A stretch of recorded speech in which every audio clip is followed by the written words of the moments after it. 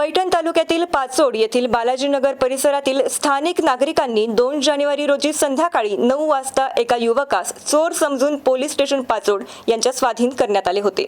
मात्र संबंधित मुलगा हा भोळसर असल्याचे पोलिसांना समजतात सामाजिक बांधिलकी जोपासत सोशल मीडियासह अन्य पद्धतीने तपासाची चक्र फिरवून तब्बल 7 महिन्यानंतर भोळसर मुलगा पोलिसांच्या मदतीने स्वगृही परतलाय।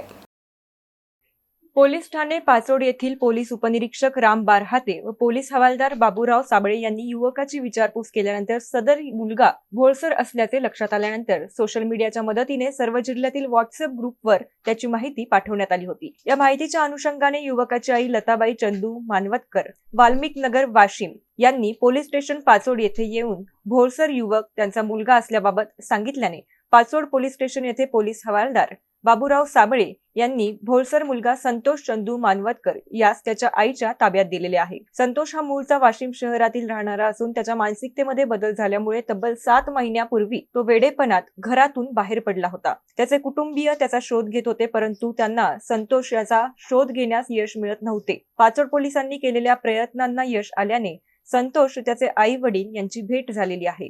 संतोषची आई लताबाई मानवतकर यांना त्यांच्या मुलास पाहून अश्रू अनावर झाले। त्यांनी पाचोड पोलिसांचे आभार मानले आहेत। सिद्धार्थ मगर, MCN न्यूज, पाचोड।